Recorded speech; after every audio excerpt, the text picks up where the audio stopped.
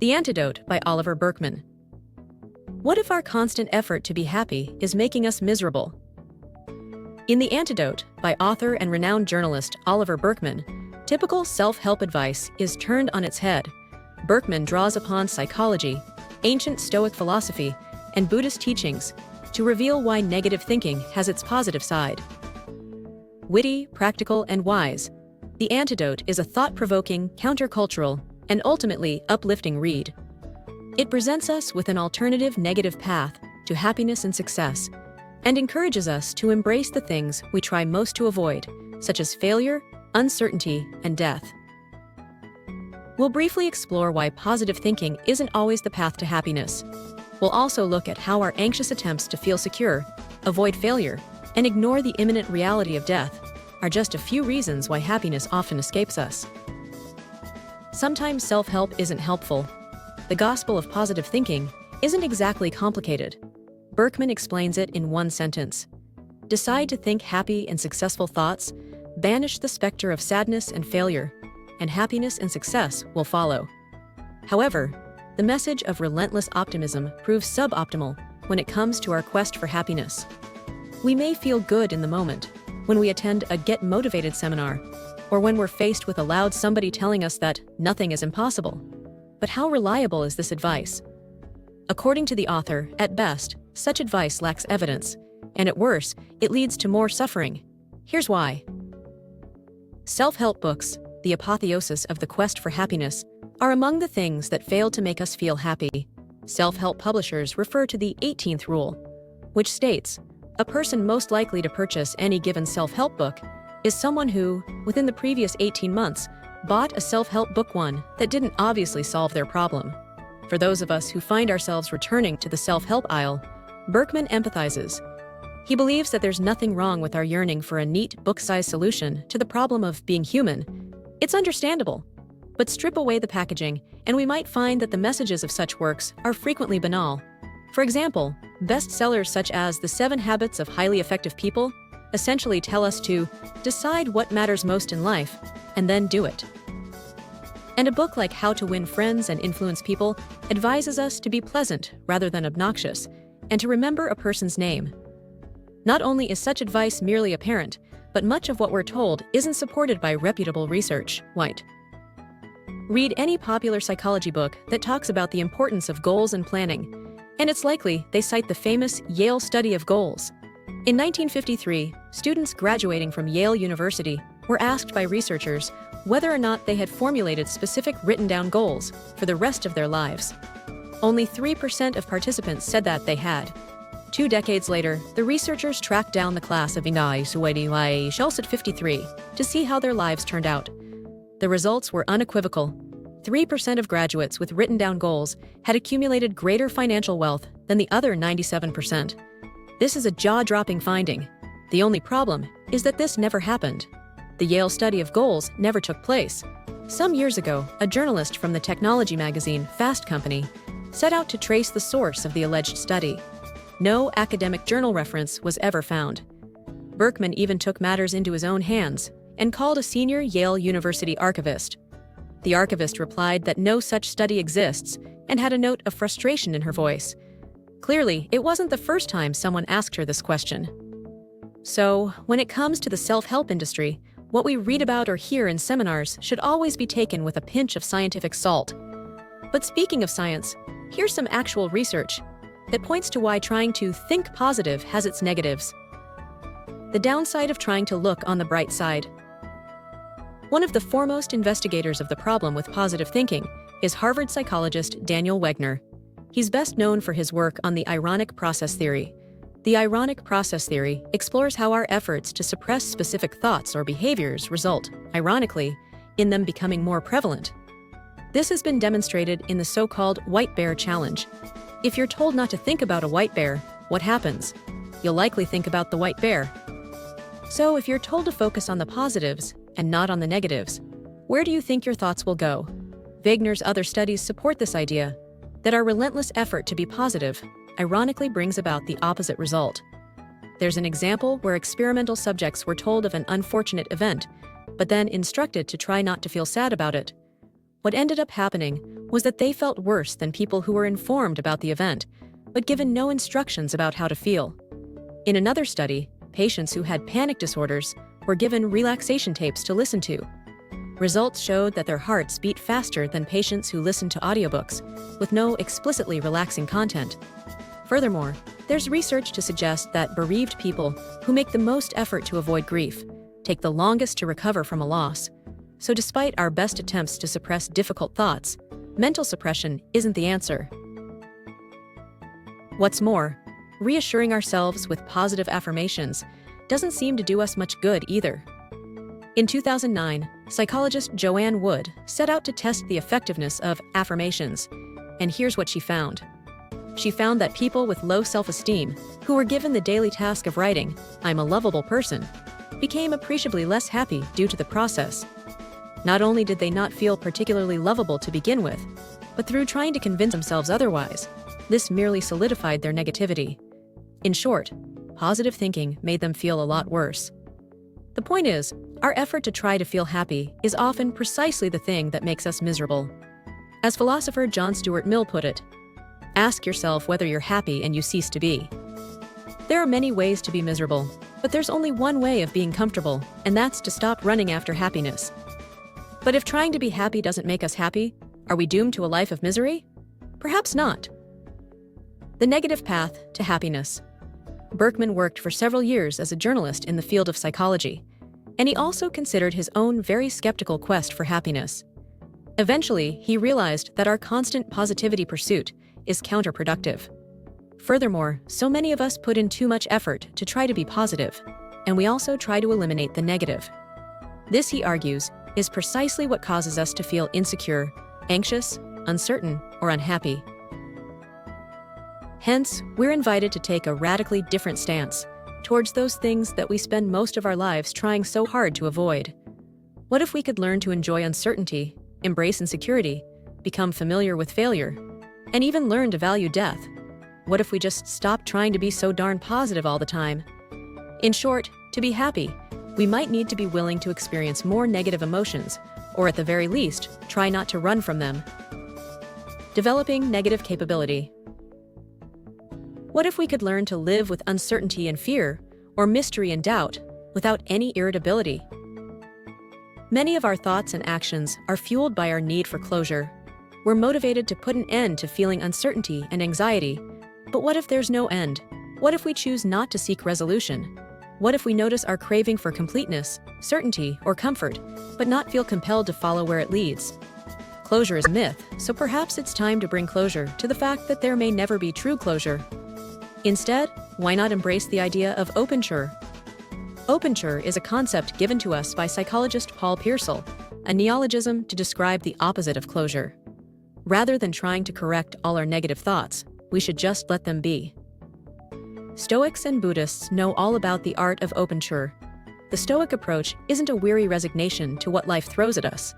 Instead, it's a tough-minded philosophy that involves developing a kind of muscular calm in the face of trying circumstances. A way to strengthen this muscle is to examine rather than to stray from negative experiences and emotions. One of the single most valuable techniques in the Stoics' toolkit is the premeditation of evils.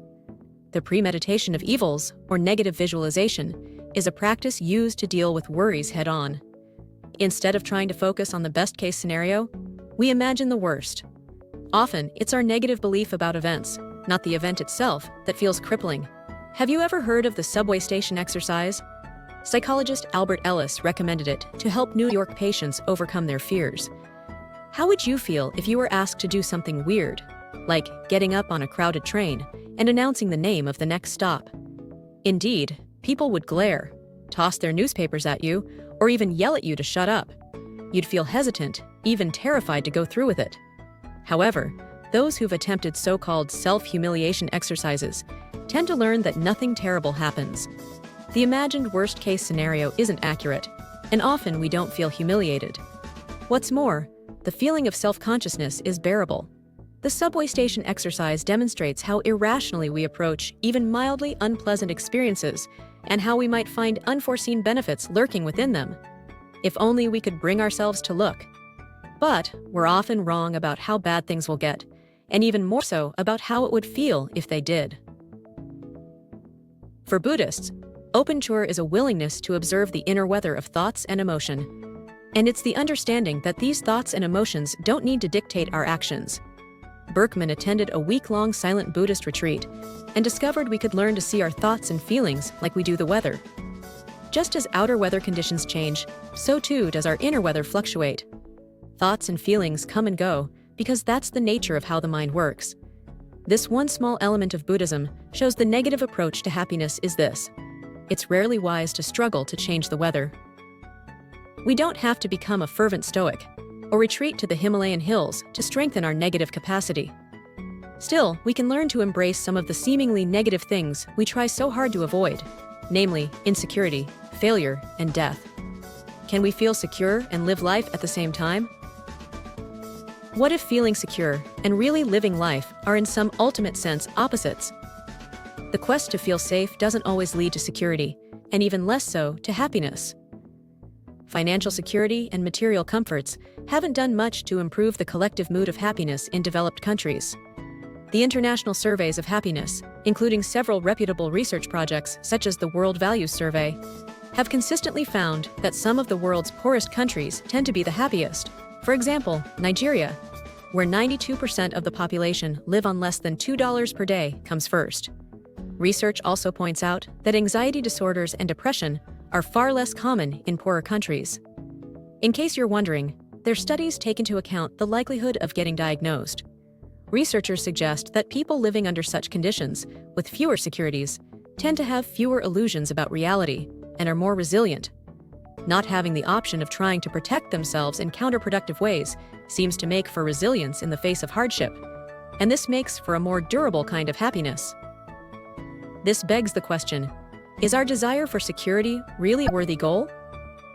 Take relationships as an example. We seek fulfillment from strong romantic relationships and friendships, yet we could stifle those relationships if we strive too hard to achieve security. Flourishing relationships depend on the degree of being open to positive and negative experiences. To be vulnerable means to put down our defensive armor and be authentic and present. According to a top researcher in shame, Professor Brené Brown, we can't say, "Here's the bad stuff, the grief, shame, and fear. I don't want these." We can't selectively numb emotion. The only way you achieve protection from negative feelings is by protecting ourselves from the positive ones too. Becoming numb to the negative emotions shuts us out from the positive ones as well. Healthy relationships are the most critical determinants of our happiness, and healthy relationships require a degree of vulnerability, which means giving up the protective shield of needing to feel safe. Security is for the most part an illusion. In The Wisdom of Insecurity, Alan Watts argues that to seek security is to remove ourselves from change, the very thing that defines life. We can no more achieve security than a wave can succeed in leaving the ocean. And, as Burkeman puts it, to hold our breath is to lose our breath. Another strong emotion that can leave us short of breath is failure. Cockrophobia is our extreme fear of failure that causes us to hyperventilate, feel dizzy, and suffer heart palpitations just at the thought of failure. Befriending failure. Failure is everywhere. It's just that most of the time, we would rather avoid confronting that. To avoid the thought of failure or remove the word impossible from our vocabulary leaves us with a distorted understanding of what it takes to be successful. No autobiography of a highly successful person is complete without several passages in which they attribute their success to a willingness to fail. So it's worth considering how we might be better off embracing failure. For example, author J.K. Rowling spoke about how she befriended failure and was better for it in her now famous 2008 Harvard University graduation speech. By any conventional measure, J.K. Rowling believed that she had failed on an epic scale. Several years before the graduation speech, she was a divorced, unemployed single parent living in the UK. She says the fears that her parents had for her, as well as the fears that she had for herself, had come to pass by every usual standard. She was the biggest failure she knew, but in her speech, she wanted to tell everyone why failure is fun. Before the success of her Harry Potter books, she braved a dark period in her life. She had no idea how things were going to turn out, but failure forced her to strip away the inessential. She stopped pretending that she was anything other than what she was, and she put all her energy into finishing the only work that mattered to her, which was writing. "I was free," she said, "because my greatest fear had been realized, and I was still alive." Speaking of being alive, another topic we tend most to avoid is death. We should celebrate death. Rather than deny death, we could choose to celebrate it. We've explored how not trying to think specific thoughts or feel certain emotions isn't sufficient to eliminate them. Death is no exception. Death is everywhere, unavoidable, and uniquely terrifying. But unless we don't encounter a near-death experience, or it's not impinged upon us through recent loss or life-threatening illness, we manage to avoid all thoughts of it. It may be hard to swallow the idea that we should spend more time contemplating death, but there are many powerful and practical arguments for doing so. Having a daily awareness of our mortality can lead to a happier existence and a more authentic one. Death is a fact of life. But how does a greater degree of mortality awareness lead to greater happiness? The answer is a down-to-earth, pragmatic, and stoic one. If we're aware of life's fragility, the more we will cherish it, and in turn, we won't waste our lives on silly distractions. When we think about death, the ultimate and unavoidable worst-case scenario, everything changes. All external expectations, all fears of embarrassment or failure, fall away in the face of death, leaving us only with what's important. As the famous Steve Jobs once said, "Remembering that you're going to die is the best way I know to avoid the trap of thinking that you have something to lose." Not all of us fear death. Did you know that, along with Nigeria, Mexico ranks among the happiest nations in the world? What's interesting is that they practice memento mori, a ritual designed to encourage regular reflections on mortality. Intrigued, Burkeman took a trip to Mexico and attended their annual Day of the Dead celebration. They toast death and those who have died with copious quantities of tequila and eat bread in the shape of human remains. They build shrines and conduct vigils at the graves of the deceased. What resonates for most people is not the loud celebration of death, but the comfortable companionship that the Mexican culture seems to have with death. To get into the habit of thinking about our mortality, psychologist Russ Harris offers us a simple exercise. Imagine you're 80 years old, or assuming you're already that age, imagine you're older. Now complete the sentence. I wish that I'd spent more time on, and I wish I'd spent less time on. When reflecting on death, Burkeman quotes renowned psychologist Irvin Yalom. Yalom says, "To honestly confront our mortality is to undergo an awakening, a total shift in perspective that fundamentally transforms how it feels to be alive." In conclusion, the revelation of this book is that the path to happiness accommodates positive and negative emotions. Instead of focusing on happiness, maybe we should shift gear and think about awe, because unlike the standard emotions such as love, joy, anger, fear, or sadness, awe is all of our feelings rolled up into one. To feel awe is to experience all these feelings, yet paradoxically, experience no clearly identifiable or describable emotion. Unlike the insufferable pursuit of happiness, to walk along the awe-inspired path is to accept the mysteries of life. Furthermore, it's the acknowledgement that there will be disorientating chaos along the way. This kind of happiness has nothing to do with the easy answers, affirmations, and upbeat optimism. It also doesn't demand that success should be guaranteed. It's a more difficult path, but also a more authentic one. It's about moderation, it's about balance, and it's about refraining from the effortful struggle to be happy. Burkeman didn't make it a regular habit to humiliate himself on public transport systems, nor did he return to Mexico to live a life fused with death. And to date, he hasn't been back on another silent retreat. But in smaller ways, to a modest degree, the negative capability has become part of his daily practice. His days are often punctuated with a stoic pause. He takes a moment to remember that his judgment about the infuriating colleague, the heavy traffic, or the burnt food primarily reflects his distress, not the situation itself.